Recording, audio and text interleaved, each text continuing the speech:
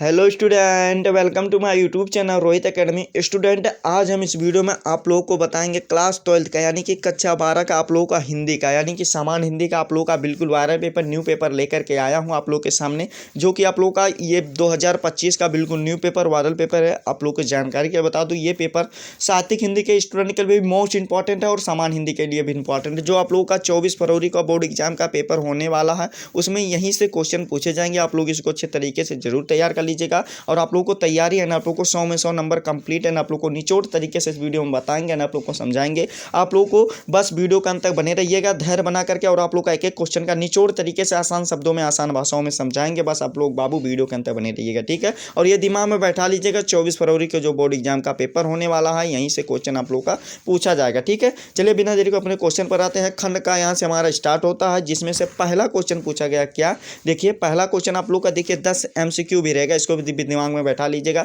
5 रहेंगे आप लोगों का गद्य से रहेंगे, ये आप लोग थोड़ा पैटर्न बता दे रहे हैं। 5 आप लोग का पद्य से रहेंगे, ठीक है, 5 ये वाला भी। चलिए आप लोग का पहला क्वेश्चन देख लेते हैं बिना देरी के। अपने क्वेश्चन पहला का फर्स्ट का वाला दिया गया कि आचरण की सभ्यता के निबंध के लेखक हैं, यानी कि आचरण की सभ्यता के निबंध के लेखक कौन है, हमें ये बताना। तो इसका जो राइट आंसर हो जाएंगे कौन हो जाएगा, पूर्ण सिंह हो जाएंगे, यानी कि कौन हो जाएंगे, पूर्ण सिंह हो जाएंगे, यानी कि हमारा ये अध्यापक पूर्ण सिंह हो जाएंगे, ठीक है।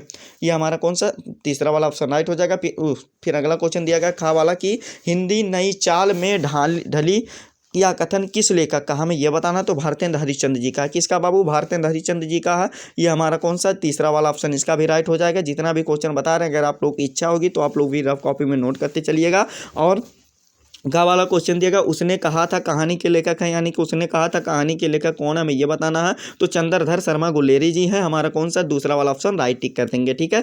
फिर अगला क्वेश्चन घा वाला दिया गया है कि चिंतामणि निबंध संग्रह के लेखक, यानी कि चिंतामणि की बात कर रहा तो आचार्य रामचंद्र शुक्ल जी हैं, हमारा कौन सा राइट आंसर हो जाएगा। और इसकी विधा देख लिए, यहीं पर दिया गया, इसकी विधा क्या है, निबंध, ये भी आप लोग दिमाग में बैठा लीजिएगा। इसी प्रकार से आप लोग का चौथा वाला भी ऑप्शन हमारा ये राइट हो जाएगा, चौथा वाला ऑप्शन, ठीक है। फिर अगला क्वेश्चन अड़ा वाला यानी कि 5 वाला क्वेश्चन दिया गया है कि कलम का सिपाही रचनाकार है, यानी कि किसका है, हमें ये बताना है। तो अमृत राय का बाबू, किसका है, अमृत राय का है, दूसरा वाला ऑप्शन हमारा इसका भी राइट हो जाएगा। फिर अगला क्वेश्चन दूसरा का यानी कि पद्यांश के 5 क्वेश्चन रहेंगे आप लोग का, इसको भी आप लोग को कंप्लीट है, आप लोग को निचोड़ तरीके से बता दे रहे हैं। हाँ, ये भी दिमाग में बैठा लीजिएगा, आप लोग का एक एक क्वेश्चन का आंसर इस वीडियो में बताया जाएगा। बस आप लोग वीडियो के अंत बने रहिएगा धैर्य बना करके, ठीक है। दूसरा का वाला क्वेश्चन देगा प्रिय प्रवास के रचयिता, यानी कि प्रिय प्रवास के रचयिता कौन है, हमें ये बताना है। तो अयोध्या सिंह उपाध्याय हरियोध जी हैं, ठीक है, ये तीसरा वाला ऑप्शन हमारा राइट हो जाएगा। फिर अगला क्वेश्चन दिया गया निम्नलिखित में से छायावाद के कवि हैं, यानी कि छायावाद के कवि कौन है, हमें ये बताना है। तो मुकुटधर पांडे जी हैं, हमारा कौन सा,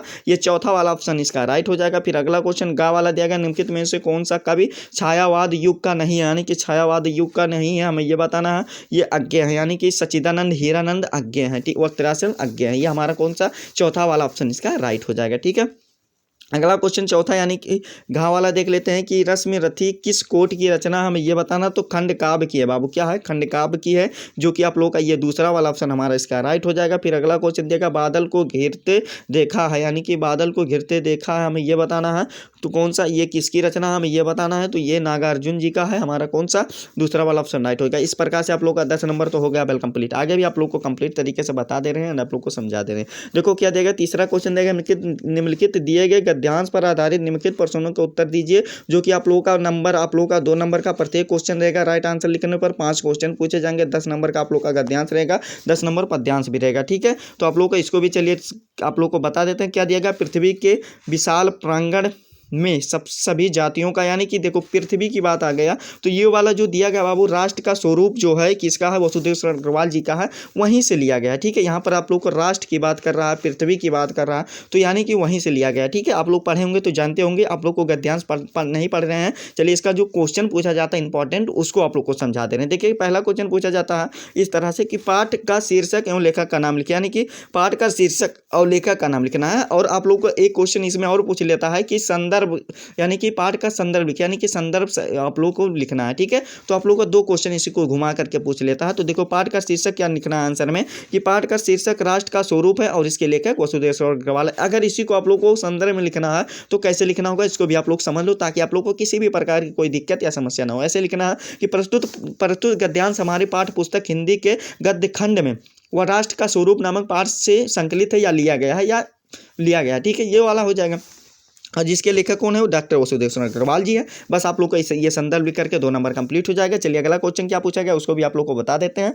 दूसरा क्वेश्चन पूछा गया राष्ट्र के प्रत्येक अंग की सुध हमें क्यों लेनी चाहिए। तो इसका आंसर क्या लिखिएगा, राष्ट्र के प्रत्येक अंग की सुध हमें इसलिए लेनी चाहिए क्योंकि किसी अंग को पीछे छोड़कर राष्ट्र आगे नहीं बढ़ सकती। ये बात सत्य है, तो यही हमारा राइट आंसर हो जाएगा। फिर इसमें देखो रेखांकित अंश की व्याख्या करना। दूसरा क्वेश्चन क्या पूछा गया, रेखांकित अंश की व्याख्या करना। देखो बाबू आप लोगों को अगर स्मार्ट वर्क करना है ना, अगर पूरा नंबर लेना है तो रेखांकित अंश कितना किया गया, थोड़ा सा ही तो किया गया। यहाँ से समन्वय के मार्ग से भरपूर प्रगत और उन्नत के करने का सबको एक जैसा अधिकार है, यही रेखांकित अंश है ना। तो आप लोग को यहाँ से लिख सकते हैं रेखांकित अंश की हेडिंग बना लीजिएगा आप लोग। यानी कि आप लोग अगर थोड़ा बना करके भी लिखना चाहें, यानी कि आप लोग को अगर दूसरे तरीका से लिखना चाहे तो इस प्रकार से भी लिख सकते हैं। रेखांकित अंश की व्याख्या हेडिंग बनाना है, उसके आगे लिखना है डॉक्टर वसुदेव शरण अग्रवाल जी कहते हैं कि पृथ्वी पर रहने वाली सभी जातियां समान हैं और उन सब में आपस में समन्वय होना चाहिए और समन्वय के इस रास्ते पे चलकर सभी जातियों को अपनी प्रगति एवं उन्नति के लिए समान अधिकार प्राप्त है। इस प्रकार से आप लोग का 2 नंबर लिख करके वेल कंप्लीट हो जाएगा।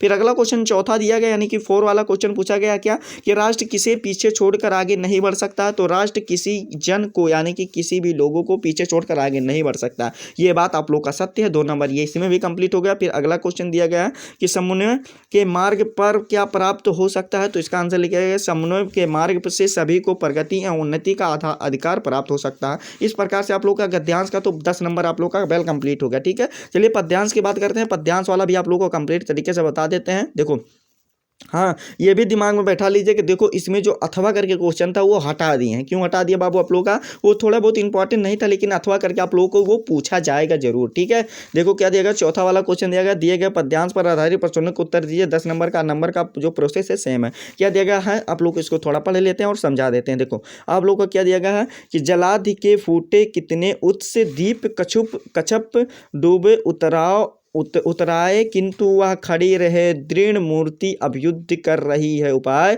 शक्ति के विद्युत कर को व्यस्त और विकल बिखरे। यानी कि जो ये लिया गया श्रद्धा मानु वाला जो जयशंकर प्रसाद जी हैं वहीं से ये लिया गया है। ठीक है, आप लोग अगर पढ़े होंगे तो जानते होंगे। चलिए इसका क्वेश्चन क्या क्या पूछा जाता है। देखो क्वेश्चन इस प्रकार से आप लोग का पूछा जाता है कि उपयुक्त पद्यांश के कवि और कविता का नाम लिखे। तो पद्यांश का जो शीर्षक है या पाठ कविता है वो क्या है, श्रद्धा मनु है, और कवि जो है कौन है, जयशंकर प्रसाद जी हैं। बाबू 2 नंबर करके बेल कंप्लीट हो गया। फिर अगला क्वेश्चन क्या पूछा जाता है, रेखांकित अंश की व्याख्या कीजिए। यानी कि रेखांकित अंश कितना किया गया, 2 ही लाइन किया गया, यानी कि यही आप लोगों को व्याख्या करना है बस। तो इस प्रकार से आप लोग लिख सकते हैं कि रेखांकित अंश की व्याख्या हेडिंग बनाना है या व्याख्या हेडिंग बनाना है। उसमें क्या लिखना है कि जयशंकर प्रसाद जी कहते हैं कि मेरे और तुम्हारे रूप में यह मानवता आज भी सुदृढ़ मूर्ति के समान खड़ी हुई है और अपने जीवन का उत्थान प्रयास कर रही है। इस प्रकार से आप लोग का लिखकर का बेल कंप्लीट हो जाएगा। फिर अगला क्वेश्चन देखिए बाबू क्या पूछा गया है कि दृढ़ मूर्ति से क्या आशय किसकी मूर्ति से है, ये हमें बताना। यानी कि जो दृढ़ मूर्ति से आशय किसकी मूर्ति से है हमें ये बताना है। तो इसका आंसर क्या लिखिएगा कि दृढ़ मूर्ति से आशय मानवता से है। किसके है, मानवता से है। ठीक है, अगला क्वेश्चन देख लेते हैं। उत्स और अभ्युद्ध शब्दों का अर्थ लिखे। यानी कि इसका लिखना उत्स का अर्थ जो होता है स्रोत होता है। क्या होता है बाबू, स्रोत होता है। और अभ्युद्ध का अर्थ क्या होता है, नवीन या उत्थान, नवीन उत्थान होता है। ठीक है, ये वाला भी लिख करके बेल कंप्लीट हो जाएगा ना। फिर अगला क्वेश्चन दिया गया दीप कच्छप में कौन सा अलंकार है। यानी कि जो दीप कच्छप है इसमें कौन सा अलंकार पूछा गया हमें ये बताना है। देखिए इसमें जो अलंकार है क्या है, द्वंद्व समास।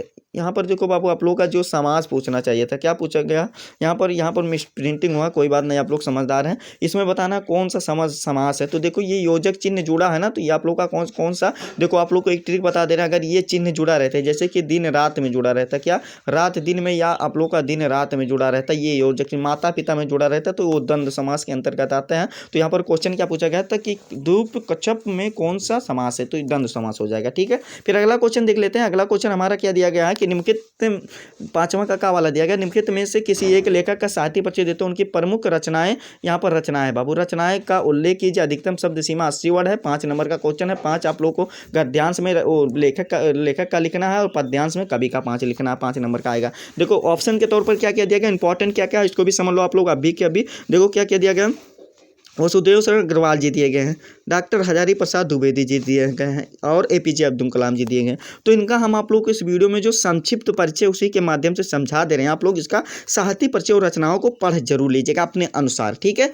वैसे तो आप लोग का तैयार ही होगा। देखो क्या दिया गया संक्षिप्त परिचय में आप लोग का। ऐसे जन्म इनका कब हुआ था? 7 अगस्त 1904 में हुआ था। जन्म स्थान मेरठ उत्तर प्रदेश में होता। उपाधि यानी कि ये क्या क्या पढ़े थे, कहाँ कहाँ था, PhD किए थे, डिलीट किए थे, ठीक है। और भाषा अनुकूल यानी कि विषय अनुकूल था, यानी कि जो इनका भाषा था विषय अनुकूल पूर्ण और परिमार्जित खड़ी बोली था। शैली जो इनका था यानी कि आप लोग का विचारात्मक था और गवेषणात्मक था और व्याख्यात्मक था, ठीक है। और प्रमुख रचनाएं इनकी क्या क्या है? देखो, पृथ्वीपुत्र, भारत की एकता है, कल्पवृक्ष है, माताभूमि है, वगधारा है, ठीक है। मृत्यु इनका कब हुआ था? 27 जुलाई 1967 में हुआ था। साहित्यिक में स्थान इनका साहित्यिक में स्थान यानी कि कहाँ पर था हमें ये बता। निबंधकार थे, टीकाकार थे, साहित्यिक ग्रंथों के कुशल संपादक के रूप में ख्यात थे। इस प्रकार से आप लोगों को संक्षिप्त परिचय लिख करके समझा दिया। आशा करते ये समझ में आ गया होगा। फिर अगला क्वेश्चन चलिए देख लेते हैं। अगला क्वेश्चन जो पूछा जाएगा आप लोग का, वैसे आप लोग को इसमें देखिए 2 से 3 जरूर तैयार कर लीजिएगा, ठीक है बाबू। ये 2 से 3 आप लोग जरूर तैयार कर लीजिएगा, ठीक है। मेरा यही एडवाइस रहेगा। और 5 नंबर ये वाला कंप्लीट हो जाएगा। फिर आप लोग का पद्यांश में कवियों का साहित्य परिचय देख लेते हैं। अयोध्या सिंह उपाध्याय हरिओत जी हैं, जयशंकर प्रसाद जी हैं, सच्चिदानंद हीरानंद वत्यसन यन अज्ञे जी हैं, ठीक है। तो 5 नंबर आप लोग का इसका भी कंप्लीट तरीके से बता दें। जयशंकर प्रसाद जी का संक्षिप्त परिचय बता देते हैं, ठीक है। मोस्ट इंपॉर्टेंट ये भी होता है, इसमें भी 2-3 लोगों का तैयार कर लीजिएगा आप लोग। देखो जन्म इनका कब हुआ था? देखो 13 मतलब 30 तारीख यानी कि 30 जनवरी को हुआ था। 30 जनवरी यानी कि 30 जनवरी 1889 ईस्वी में हुआ था। जन्म स्थान काशी में हुआ था। पिता का नाम देवी प्रसाद था। छायावादी के प्रवर्तक थे। लेखक जो इनकी थी काव्य, नाटक, उपन्यास, निबंध और ये सभी लिखते थे, ठीक है।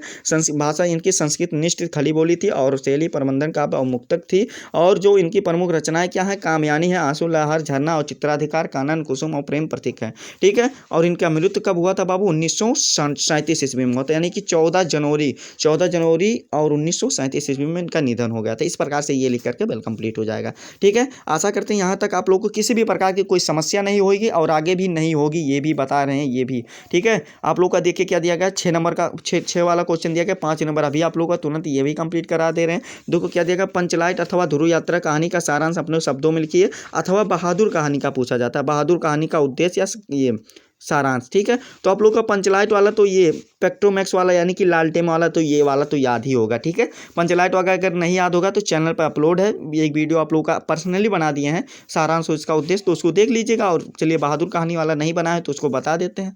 और बहादुर कहानी का सारांश 5 नंबर आप लोग का कंप्लीट करा देते हैं। देखो कैसे क्या लिखना है, समझ लो इसको अच्छे तरीके से। देखो बहादुर कहानी का सारांश है ना, या उद्देश्य, सारांश उद्देश्य देखो समझो कि बहादुर की कहानी अमरकांत जी द्वारा लिखित कहानी। बहादुर एक मध्यम वर्गीय परिवार में नौकर के साथ परिवारजनों के द्वारा किए गए अत्यंत कटु व्यवहार की कहानी है, जिसमें से लेखक ने स्वयं को कहानी का पात्र बनाते हुए कहानी के आत्मकथात्मक रूप से रचना की है और अपने से संपन्न रिश्तेदारों के घरों और नौकर द्वारा जुटाई सुविधा और शान को देखकर लेखक की पत्नी निर्मला स्वयं की भी एक नौकर रखना चाहती है। और बहादुर नेपाल का 12 से 13 साल का एक छोटा सा लड़का है जो कि नाबालिग है, ठीक है। और वह अपने माँ के गलत व्यवहार से तंग आकर के घर छोड़कर शहर चला आता है और निर्मला के परिवार में नौकर के रूप में रख लिया जाता है। निर्मला और उसका परिवार बहादुर के प्रति पहले तो अच्छा सा व्यवहार करते हैं, परंतु बाद में धीरे धीरे उसके साथ कठोरता बरतने लगते हैं और उसके घर का सारा काम करवाते हैं और इसके साथ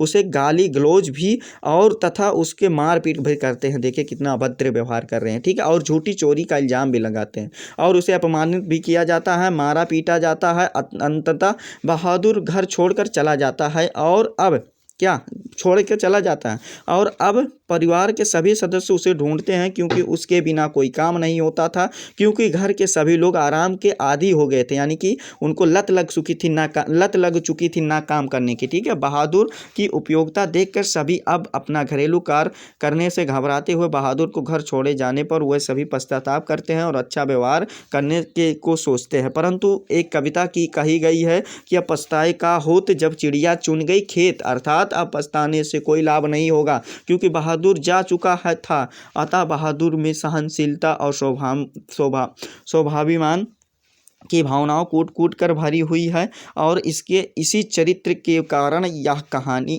कहानी बहुत प्रिय है।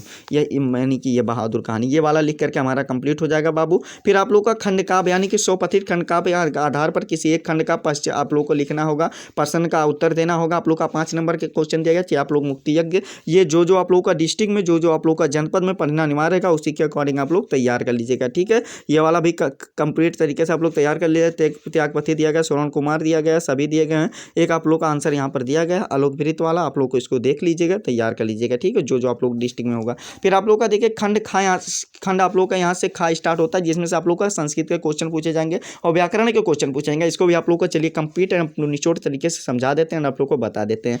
क्या दिया गया है, 8वां का वाला क्वेश्चन दिया गया, दिए गए संस्कृत गद्यांश में से किसी एक का संदर्भ हिंदी में अनुवाद कीजिए। 7 नंबर का क्वेश्चन है, देख लीजिए बाबू, ये वाला भी आप लोग को समझा देना। क्या दिया गया, अथेक शकुनन यानी कि ये वाला दिया गया ना कि अथेक शकुनन सर्वोसम मध्यम मध्य दर्शक ग्रहण तिरुक्त आश्चर्यवत, यानी कि ये वाला दिया गया ना, यानी कि ये वाला दिया गया ना। तो देखिए आप लोग इसको पढ़ लीजिएगा। चलिए इसका जो क्वेश्चन पूछा जाता है, इसका संदर्भ पूछा और हिंदी अनुवाद पूछा, उसको करके बता देते हैं। यानी कि उल्लू वाला है, देखो क्या दिया गया, इसका संदर्भ कैसे लिखना है। प्रस्तुत गद्यांश हमारी पाठ्य पुस्तक संस्कृत दिग्दर्शिका के जातक कथा पाठ के उलुक जातकम से उद्धृत है। ये संदर्भ लिख करके बाबू 2 नंबर कंप्लीट हो जाएगा। इसका हिंदी अनुवाद कैसे करना है, देखो क्या करना है, तुम्हारा उल्लू का राज्याभिषेक मुझे अच्छा नहीं लगता है। इस क्रोधहीन का मुख देखो, क्रोध में कैसा होगा, या वह मुझे अच्छा नहीं लगता है और मुझे अच्छा नहीं लगता है कहकर चिल्लाता हुआ आकाश में उड़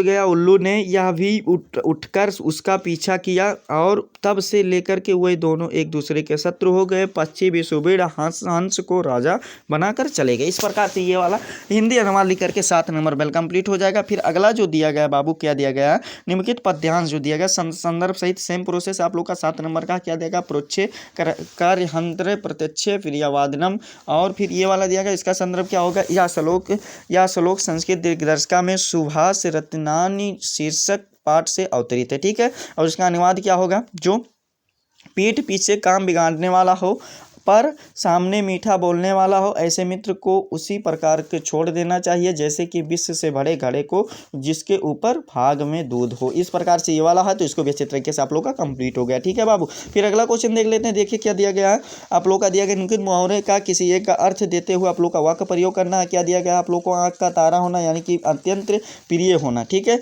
जैसे कि आप लोग का वाक्य प्रयोग एक करके बता दे रहे हैं। राकेश अपने घर में अकेला बेटा होने के कारण अपने माता पिता का आंख का तारा है। इस प्रकार से बाबू 2 नंबर कंप्लीट हो गया, ठीक है। अगला क्वेश्चन देख लेते हैं। अपठित पद्यांश या गद्यांश आप लोग का प्रश्न 5 नंबर का पूछा जाता है। तो ये वाला आप लोग का देखिए, ये वाला इसलिए नहीं बता रहे हैं, आप लोग इसको तो तैयार ही कर सकते हैं। देखो सिलेबस में नया जुड़ा गया है, तो ये वाला 5 नंबर आप लोग जरूर तैयार कर सकते हैं, ठीक है। और अपठित गद्यांश पद्यांश तो ये वाला तो पढ़ ही सकते हो बाबू। फिर अगला क्वेश्चन देख लेते हैं। अगला क्वेश्चन देखो, किसका शब्द युग्म का सही अर्थ चयन करना है। देखो क्या दिया गया, अविराम दिया गया, अविराम दिया गया। तो एक का मतलब होता अनावर्त होता, आकर्षक होता, ये सा वाला ऑप्शन सही हो जाएगा। फिर अगला क्वेश्चन दिया गया, विहंग और विहंग दिया गया। पक्षी और आकाश होता है, सा वाला ऑप्शन इसका भी राइट हो जाएगा। फिर अगला क्वेश्चन दिया गया, निम्नलिखित शब्दों में से किसी एक शब्दों का 2 अर्थ लिखिए। आप लोग का 2 नंबर का क्वेश्चन है। क्या दिया गया है, कांड दिया गया। कांड का मतलब होता घटना होता, अभ्यास होता, समूह होता। बाबू 3 बता दिए, ठीक है। और ये आप लोग का लिख करके बेल कंप्लीट हो जाएगा। फिर अगला क्वेश्चन दिया गया, निम्नलिखित वाक्यांशों में से किसी एक का सही शब्द का चयन कीजिए। 2 नंबर का क्वेश्चन है। रास्ते दिखाने वाला को क्या कहते हैं, मार्गदर्शक कहते हैं। मार्गदर्शक कौन होता है, टीचर होता है, अध्यापक होता है। ये वाला भी लिख करके बेल कंप्लीट हो जाएगा। फिर अगला क्वेश्चन दिया गया, जिसका कोई अंत ना हो। माता पिता भी मार्गदर्शक होते हैं, ऐसा बात नहीं है बाबू। फिर आप लोग का देखिए, जिसका कोई अंत ना हो तो उसे क्या कहते हैं, अनंत कहते हैं। ये वाला भी लिख करके बेल कंप्लीट हो जाएगा। फिर आप लोग का दिया गया है परिभाषा चौपाई और छंद का, ये वाला पूछा जाता है ना, तो इसको भी आप लोग को देखिए कैसे लिख देना है। चौपाई छंद का सम्मात्रिक छंद लिख देना है कि इसके सम्मात्रिक छंद है, इसमें 4 चरण होते हैं। यानी कि व्याकरण वाला 6 नंबर तो आप लोग देखिए, एक वीडियो आप लोग को चैनल पर पड़ा है, यानी कि उसमें अलंकार और ये चौपाई छंद, दोहा छंद सभी बताएगा। तो ये 6 नंबर जरूर कंप्लीट कर लीजिएगा, ठीक है। इसमें आप लोग का एक ही दिया गया चौपाई छंद, थोड़ा आप लोग का यहाँ पर मिसप्रिंट हो गया, कोई बात नहीं बाबू, आप लोग समझदार हैं। एक वीडियो पड़ा है चैनल पर, आप लोग जा करके देख लीजिएगा, ठीक है। हिंदी व्याकरण का 6 नंबर आप लोग का, चाहे आप कक्षा 10 में हो या 12 में हो, दोनों लोग का कंप्लीट हो जाएगा।